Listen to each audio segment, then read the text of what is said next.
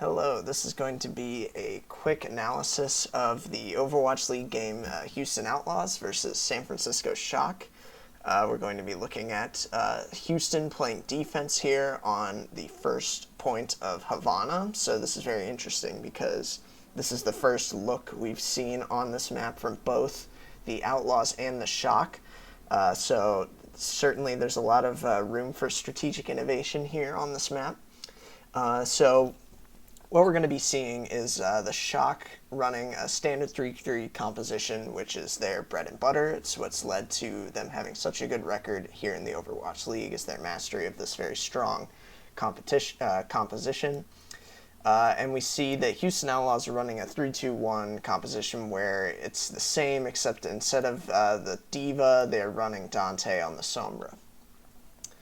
Alright, so what we're going to see here from the Outlaws is use of the Sombra, very typical against 3-3 compositions, where they use the Sombra to poke in the backline, try to create picks, and they build up to that powerful EMP ultimate to win team fights with it. And what the Outlaws are going to do very well here is coordinate their ult economy around these EMPs, where they're coordinating ultimates with the EMP to win team fights, and they're saving ultimates for the fights where they don't have EMP to handily pick up those fights as well. And we're actually going to see the Shock have a lot of trouble dealing with this Sombra composition, and we'll see why. Alright, so we're going to start the match here. So we see Jake and Linkser are going to start on this high ground on top of the gas station. Muma will be holding right on the payload itself. So what the Outlaws are going to do here is take the fight as early as they can, and then even if they lose this fight, they get a fight in a good position later on before the cart reaches point A. So this seems to be like the most popular way to play defense on this map that teams have developed. Okay. Alright, so we see initial poking coming out, and Linkser and Jake are forced off the high ground, and the Outlaws cede ground. This is necessary for teams who are running the Sombra. They have to cede ground because they don't have this very tanky Diva sitting in their front line. But we'll notice the advantage here. Dante is in the back line pressuring Violet, and he actually completes the pick on the Violet. And this is pretty crucial because now they have a man advantage, the Houston Outlaws do, and they can push up, begin to build those ultimates, and create picks. So we'll see that Shock are trying to retreat, and Jake snakes in a very crucial exit kill right here onto Rascal. Okay, so now we'll see that Raucus is very close to the Transcendence, Dante is getting closer to that EMP, and the Outlaws are going to continue pushing and camping them at their spawn after these two picks. So look at Dante building this EMP now. So he basically just sits at this door pressuring them, dares them to come out, uses them as ult batteries, basically. Alright, so now since Dante went back, the Outlaws have to cede ground again, and the Shock will begin to start pushing up. However, the Shock should be very careful because now Dante is his EMP, and they should know that he's either very close to having it or he has it. And you'll actually see that Raucus is indeed very close to his Transcendence as well. And none of the members of the San Francisco Shock are yet to have their ultimates online. So we're going to see Houston come in with the EMP and take a fight.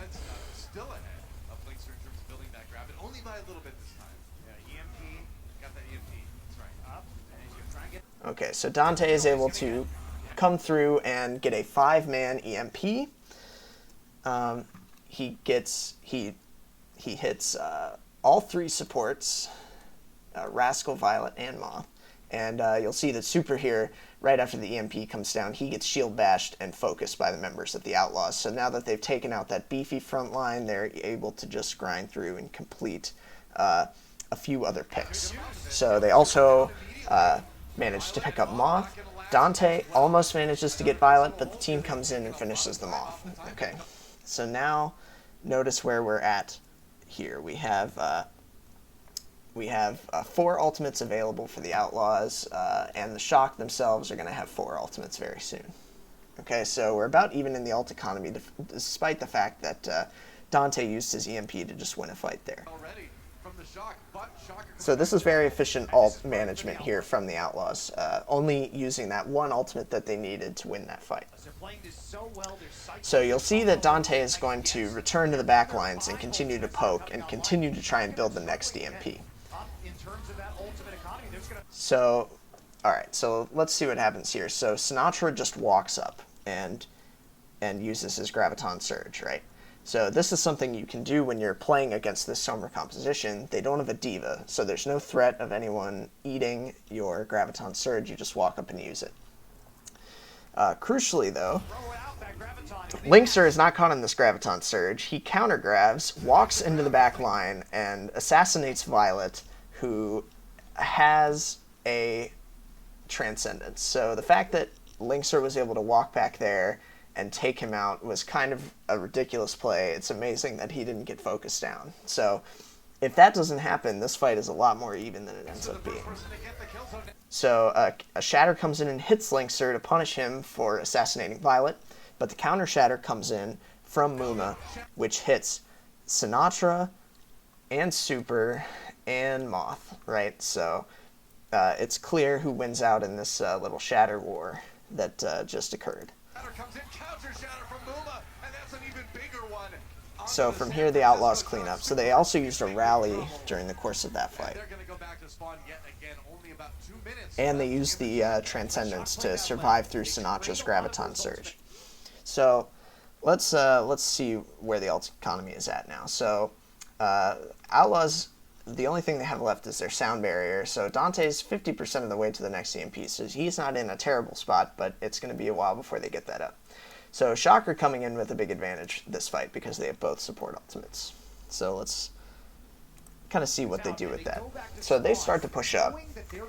And interestingly, Dante is in the back line hacking Choyobin and pressuring him.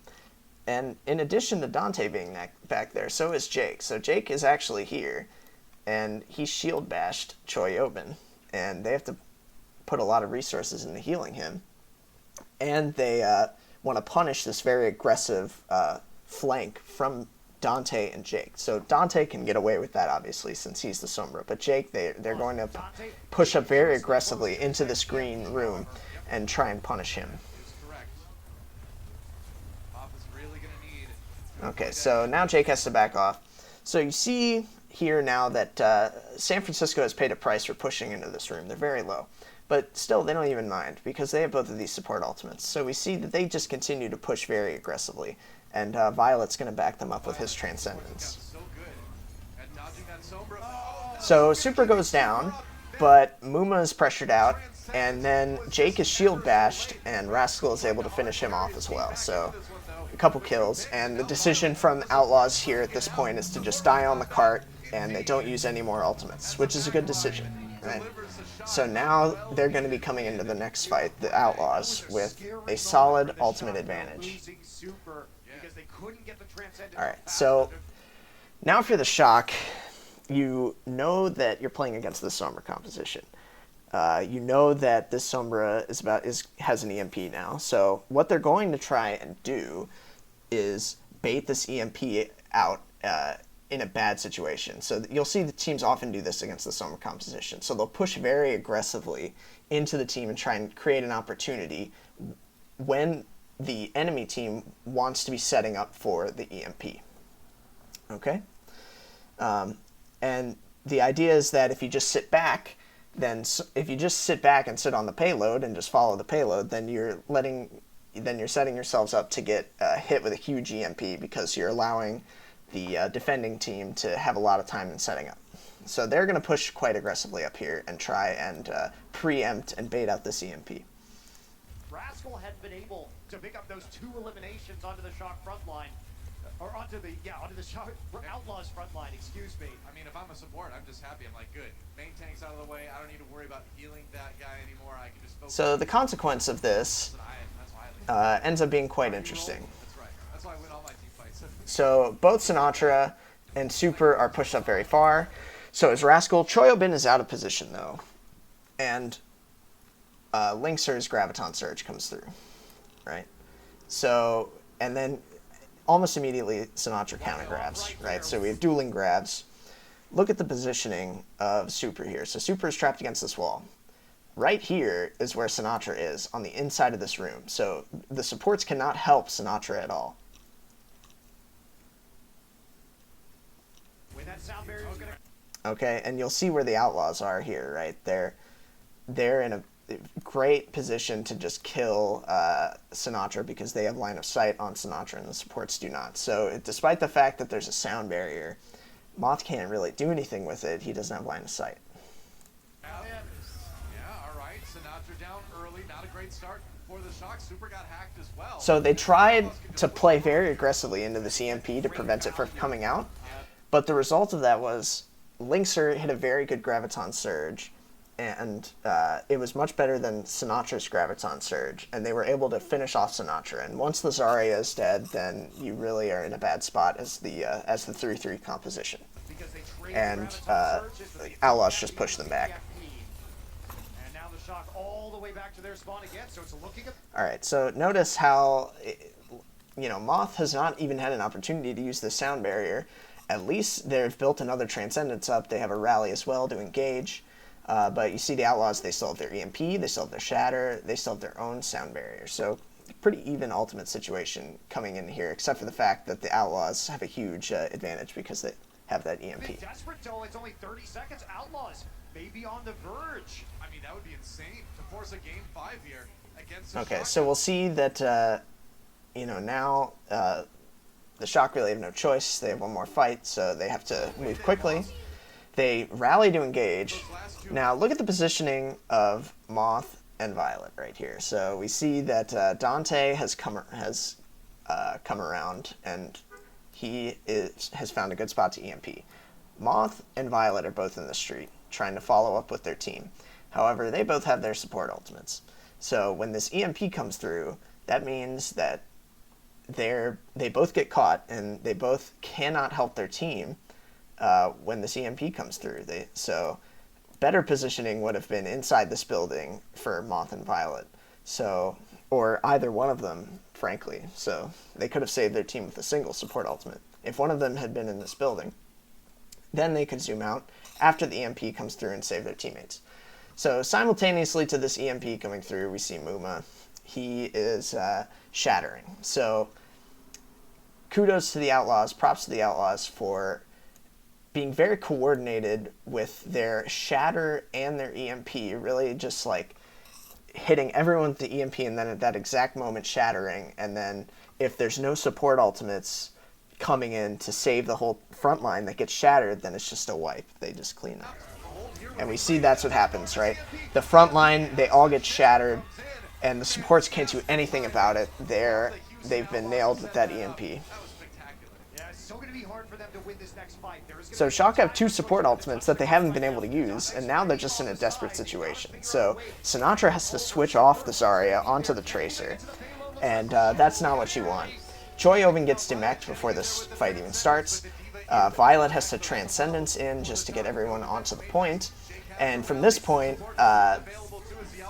it just turns out that the Outlaws have more of an ult advantage at this point. So Raucus is able to save his Transcendence for the end of this fight, and they pick off Sinatra, and by this point, Linkser has built another grab, and they're able to finish off the Shock with that grab. Not to mention another Shatter coming in. Muma just building Shatters like crazy.